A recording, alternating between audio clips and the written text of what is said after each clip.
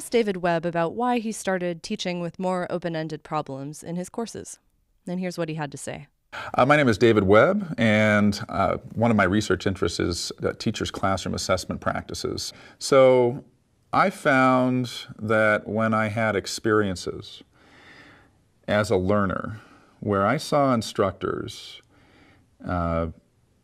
bringing in a range of ideas from students and then using those ideas to adapt instruction, I found my own learning to be more engaging, more interesting. I found that mathematical ideas that I thought I knew quite well, I found I didn't understand them until I heard other perspectives on those.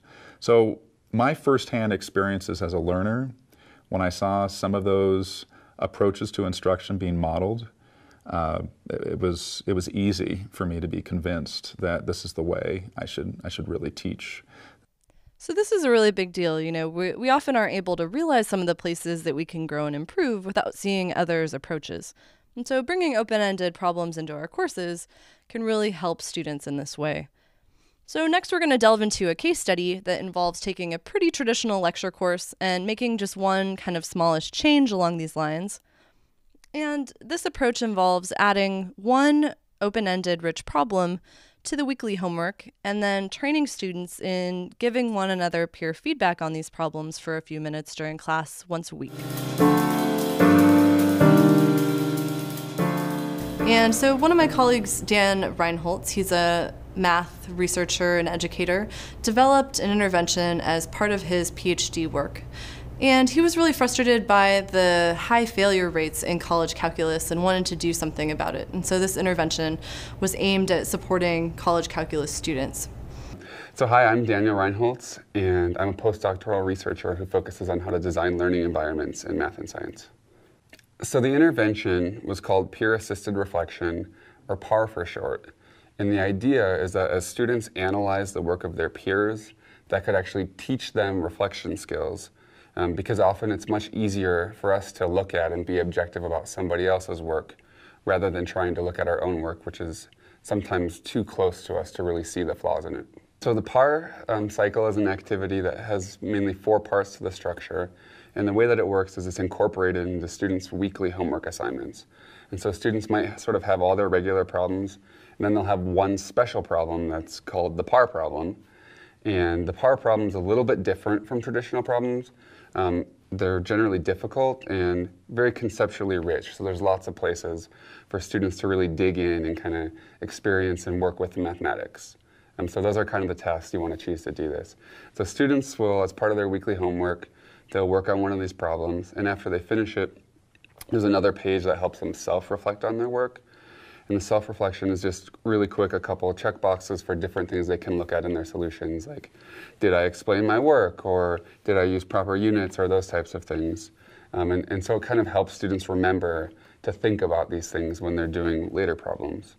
Then after students go through that reflection, they come into class and they work with a random partner, so they get a diversity of opinions, and those 2 people will trade their work with one another, spend about 5 to 7 minutes just silently reading the work and giving written feedback, and then they trade back and they actually have about 5 to 7 more minutes to talk with one another, discussing their feedback. They could discuss the problem more generally, anything they struggled with or found interesting.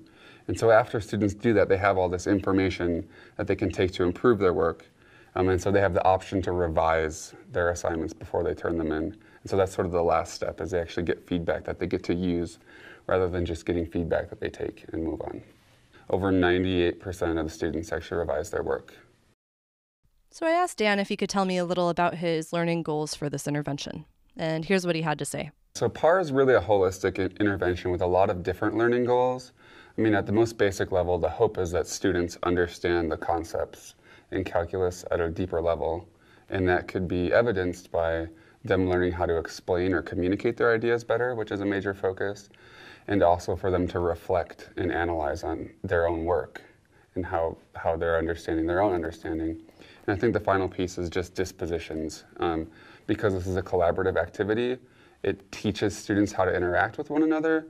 And because it's an iterative activity, students work on a problem, reflect, get feedback, and revise. So they actually learn how to be more persistent over time because they see initially they fail, and if they stick with it, they can actually get it over time. One thing that I think is really cool about this intervention is that it closes the feedback cycle loop.